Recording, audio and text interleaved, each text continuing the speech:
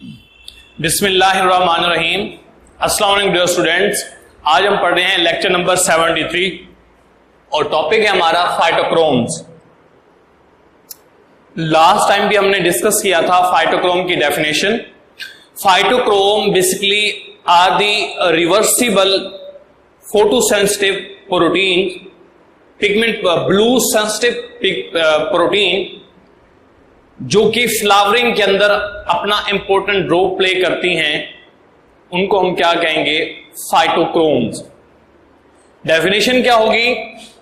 Is the photo reversible, मतलब light की base पे, लाइट की इंटेंसिटी की बेस पे ये क्या हो जाते हैं?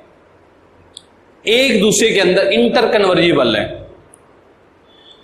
Blue light sensitive protein which is responsible for flowering and other plant responses is called phytochrome। सबसे पहले अगर हम बात करें तो फाइटोक्रोम जो है इसको हमने क्लासिफाई किया है, इसकी जो टाइप्स हैं वो on the basis of light हैं। तो शुरू वाला मैं जो कंसेप्ट बताऊंगा, क्लास ये आपकी बुक में नहीं है, आप इनको कंसेप्ट को याद करें तो आपके आसान होगा याद करने में। लाइट की बेस पे हमने किया है क्लासिफाई। अब लाइट दो तरह की होती है। एक हमारे पास लाइट होती है जिसको हम कहते हैं सनलाइट, और दूसरी हमारे पास लाइट होती है उसको कहते हैं मून लाइट।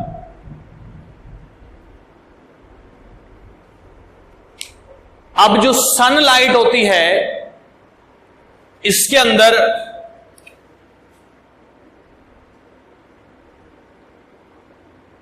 इसकी इंटेंसिटी ज्यादा होती है। इंटेंसिटी क्या होती है? मोर होती है। जबकि मून लाइट जो है इसकी इंटेंसिटी, या आप कह सकते हैं एनर्जी, ये क्या होगी? ज्यादा होगी। जबकि मून लाइट की जो एनर्जी होगी वो कम होगी, लो होगी। समझ आ रही है? अब आपने फिजिक्स में पढ़ा होगा कि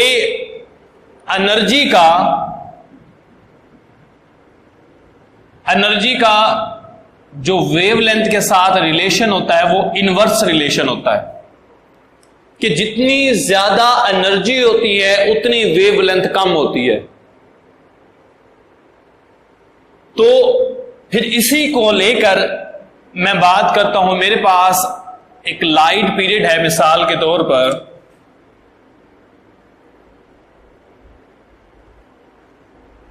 मेरे पास ये लाइट है, लाइट की वेवलेंथ है। जो रेड लाइट होती है ना क्लास, रेड लाइट की वेवलेंथ जो मैंने जिस बुक से पढ़ा है वो स्टार्ट होती है 630 से और ये जाती है 660 तक।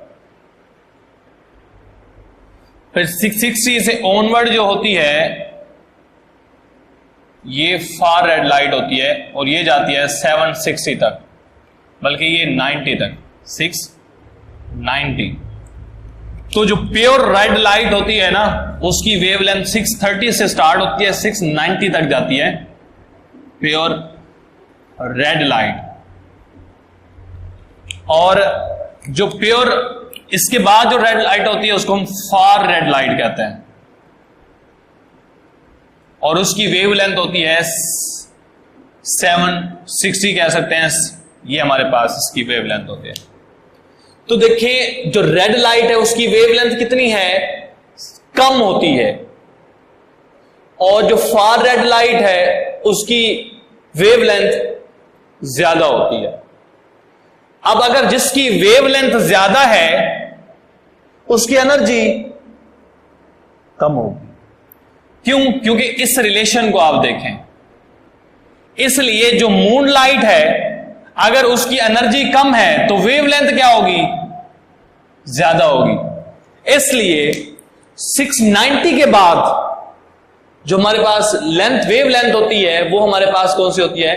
690 to 760। लेकिन जो हम यूज करेंगे इसके अंदर, अब फाइटोक्रोम्स की टाइप के अंदर, अब एक पॉइंट, अब दिन के वक्त जो लाइट होती है वो कौन सी होती है? रेड लाइट ज्यादा होती है। और रात के वक्त लाइट कौन सी ज्यादा होती है? फार रेड लाइट, क्योंकि उसकी इंटेंसिटी कम होती है लेकिन वेवलेंथ ज्यादा होती है। एनर्जी कम होती है, वेवलेंथ ज्यादा होती है। दिन के वक्त एनर्जी ज्यादा होती है, वेवलेंथ कम होती है। तो जब हम दिन की बात करेंगे तो रेड लाइट, जब हम रात की बात करेंगे तो फार रेड लाइट, पहला पॉइंट। दूसरा, जब हम बात करेंगे फार रेड लाइट की तो वेवलेंथ जो होगी वो कौन सी होगी? 730। कौन सी होगी? प्योर जो फार रेड लाइट होती है वो 730, और जो प्योर रेड लाइट होती है वो होती है 660। ठीक है। अब इस बेस पे रेड लाइट 660 और फार रेड लाइट 730 की बेस पे फाइटोक्रोम की दो टाइप्स हैं। कौन कौन सी टाइप्स हैं? पहली टाइप है P660 और दूसरी टाइप है P730। अब आप बताओ मुझे, दो लाइट देखें, P660 है और P730 है, तो P660 कब होगा? ये होगा डे टाइम में और ये नाइट टाइम में। लेकिन ज्यादा की बात नहीं कर रहा मैं, अभी सिर्फ कन्वर्जन की बात कर रहा हूं। तो P660 वो टाइप है फाइटोक्रोम की जो डे टाइम में 660 नैनोमीटर यानी रेड लाइट को ऑब्जॉर्ब करके उसको कन्वर्ट करती है एक दूसरी टाइप के अंदर, जिसको हम कहते हैं P730। समझ आइए पहला पॉइंट कि P660 को हम P660 क्यों कहते हैं? क्योंकि P660 is the inactive, coefficient word use किया गया आपकी बुक में, it's the inactive form which absorb red light. कौन सी लाइट अब्सॉर्ब करता है? Red light. कब होती है रेड लाइट? मैंने शुरू में बता दिया, दिन के वक्त। क्यों? क्योंकि इंटेंसिटी ज्यादा होती है, एनर्जी ज्यादा होती है, तो वेवलेंथ कम होगी। रेड लाइट को ऑब्जॉर्ब करेगा at a wavelength of 660 nanometer and it converted into active form P730 form. अब समझ आ गई होगी आपको कि इनएक्टिव फॉर्म को which is P660 is converted into P730 during day time by absorbing 660 nanometer of wavelength which is red light. Red light 660 nanometer को absorb करके किसमें? P730 के अंदर कन्वर्ट कर देगा P660 वाला फाइटोक्रोम। इसलिए मैंने कहा था फोटो रिवर्सिबल है। अब इन नेचर P60 P730 कब होगा? 60 कब होगा? जब P660 नैनोमीटर वाली लाइट होगी, और ये उस वक्त कब होगी? जब वेवलेंथ 660 और इंटेंसिटी ज्यादा होगी। इंटेंसिटी तो डे टाइम में होती है, इसलिए डे टाइम में P660 कन्वर्ट होता है P730। Inter conversion take place during day time. Inter conversion जो होगी वो कब होगी? डे टाइम में, क्योंकि डे टाइम में P660 होता है। अब प्लांट के पास डे टाइम में ज्यादा क्या होना चाहिए? बन कौन सा रहा है? ये वाला। तो इसलिए डे टाइम में प्लांट्स के पास ये ज्यादा हो जाता है। During day time plants has P730 more in concentration than P660। समझ आ गए? अब इसके उलट है P730। वो कैसे? P730 वो होगा जो किसको ऑब्जॉर्ब करेगा? कौन सी लाइट को ऑब्जॉर्ब करेगा? फार रेड लाइट। फार रेड लाइट कब होती है? रात के वक्त। क्यों? मून लाइट में। वजह? क्योंकि इंटेंसिटी कम होती है। इंटेंसिटी कम होती है तो फिर वेवलेंथ ज्यादा होती है, और वेवलेंथ क्या है? 730। तो P730 एक्टिव फॉर्म है, और ये रात के वक्त 730 nanometer of wavelength of light को अब्सॉर्ब करने के बाद P660 में कन्वर्ट हो जाएगी, जो इनएक्टिव फॉर्म है। समझ आ गई? तो इसलिए हम कहते हैं is the active form which absorb far red light. And far red light मैंने अभी आपको कंसेप्ट के जरिए बताया था, which is P730 nanometer, absorbing at 730 nanometer during night. और ये नाइट के ऊपर, नाइट टाइम के अंदर ये 730 होगी। And convert P730 to P660 के अंदर। अब बताओ, अगर ये बन रहा है तो प्लांट में डे टाइम में ज्यादा क्या, रात के वक्त क्या ज्यादा होना चाहिए? P660 ज्यादा होता है रात के वक्त। और ये इंटर कन्वर्जन कब होनी चाहिए? जब वेवलेंथ 730 की हो। वेवलेंथ 730 की कब होती है? जब लाइट फार रेड लाइट हो। और फार रेड लाइट कब होती है? जब इंटेंसिटी यानी एनर्जी कम हो। और एनर्जी कब कम होती है? रात के वक्त। So in nature P730 to P660 inter conversion take place during night. इसके बाद है जी, during night time plants have more P660। Plants के पास ज्यादा क्या होता है? P660 होता है, क्योंकि वो बन रहा होता है। तो जो चीज बन रही होती है वो ज्यादा कंसंट्रेशन में होती है। नेक्स्ट है जी, plants clock for measuring the duration of darkness. Plants ने अगर देखना हो कि बाहर रात है या दिन है, डे टाइम है या नाइट टाइम है, प्लांट्स फाइटोक्रोम की कंसंट्रेशन को देखता है।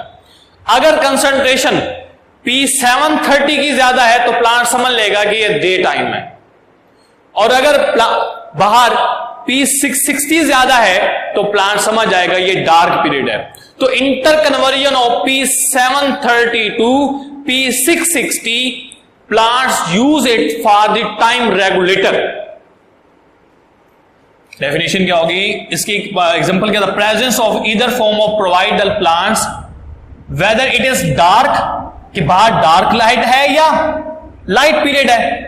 The rate at which P730 is converted to P660 inter conversion take place provide the plant duration of the darkness. तो प्लांट्स, क्योंकि हमने पढ़ा था ना डार्क पीरियड इन्फ्लुएंस करता है फ्लावरिंग को, तो डार्क पीरियड कैसे मालूम करेगा प्लांट? वो मालूम करेगा inter conversion of P730 to P660। और ये कब होती है? नाइट टाइम में, क्योंकि नाइट टाइम में इंटेंसिटी कम होती है तो वेवलेंथ ज्यादा। और कब कितनी है? P730 to P660। इसके बाद क्लास नेक्स्ट है जी, इफेक्ट ऑफ फ्लावरिंग। फ्लावरिंग के ऊपर क्या इफेक्ट है? शुरू में भी मैंने बताया था लास्ट लेक्चर के अंदर, red light inhibit flowering in short day plant and promote in long day plant. और फार रेड लाइट इसके उलट है। Far red light promote flowering in short day plant, promote flowering in short day plant and inhibit flowering in long day plant. Far red light की बात करेंगे। उसके बाद है जी hypothesis for time regulator for flowering. अब flowering के लिए टाइम रेगुलेशन क्या होगी? तो वही होगी जो मैंने अभी बताई थी आपको, P730 की कन्वर्जन कैसे होती है। P730 to P660 inter conversion, ये हमारे पास मेन पॉइंट है, P730 टू P660। अब ये कैसे, ये बात आपको मैं लास्ट में समझाऊंगा, जब इससे पहले एक पॉइंट समझ लें। अब डे टाइम में क्या होता है? P660 absorption by red light during daytime is converted to P730 would inhibit the flowering in short day plant। short day plants में flowering को inhibit कर देगा, red light जो है वो inhibit कर देती है। and promote flowering in long day plant, और long day plant के अंदर flowering को promote कर दिया जाता है। अब ये है during day P730 accumulate, day time में P730 कम्युलेट हो जाता है, क्योंकि वो P660 नैनोमीटर की वेवलेंथ को ऑब्जॉर्व करके P730 में कन्वर्ट किया जा रहा होता है। So short day plants could flower. अब शॉर्ट डे प्लांट फ्लावर कब करेंगे कि जो रात है वो इतनी हो कि P730 जो एक्टिव फॉर्म है वो कंप्लीटली इनएक्टिव फॉर्म P660 में ना कन्वर्ट हो पाए। अगर रात इतनी हो कि थोड़ी सी कंसंट्रेशन P730 की मौजूद रह जाए, जो फ्लावरिंग में इन्वॉल्व हो वो बच जाए तो फ्लावरिंग हो जाएगी, वरना फ्लावरिंग नहीं होगी। तो ये पॉइंट है, short day plants could flower only that the night should enough longer that total P730, यानी कि सारी के सारी ना कन्वर्ट ना हो किसके अंदर, inactivated form. At the end of the night P730 should enough remain that which induce flowering, इतनी होनी चाहिए कि वो फ्लावरिंग को इंड्यूस करवाए, वरना फ्लावरिंग नहीं होगी। इसके बाद है टाइम मेजरिंग फिनोमेना, ये हम पहले भी बात चुके हैं। Time measuring phenomena is not totally depend upon the inter conversion of P660 to P730. It's also depend upon other factors which are the duration of the day and the dark period, intensity, quality, ये सारी चीजें जो है वो depend करती हैं, तब जो है वो फ्लावरिंग इंड्यूस होती है। इसके अलावा हार्मोन भी। The flowering is not totally depend upon interconversion of P660 to P730. Other factors such as presence or the absence of light, length of the light and the dark period is also influence play important role in flowering.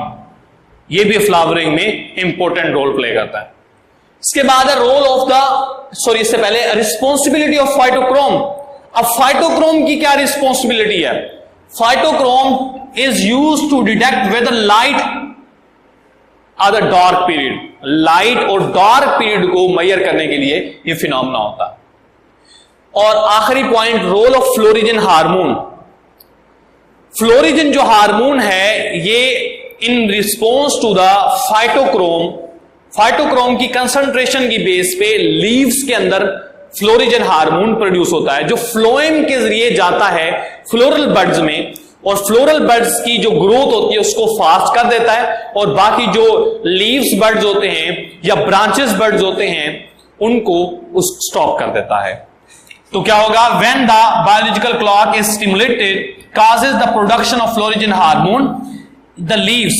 ये याद रखिएगा, ये leaves के जरिए, क्योंकि हम next topic पढ़ेंगे तो उसके अंदर हम जो है वो डिफरेंट कैम्बियम का वर्ड यूज करेंगे, इसमें हम लीव्स यूज कर रहे हैं, विच मूव द फ्लोएम के जरिए मूव करेगा to the floral buds and to promote flowering. So the florigen hormone is produced by leaves and is involve in the flowering. Clear हो गया? तो क्लास यहां पर हमारा लेक्चर एंड होता है। Thank you, Allah Hafiz.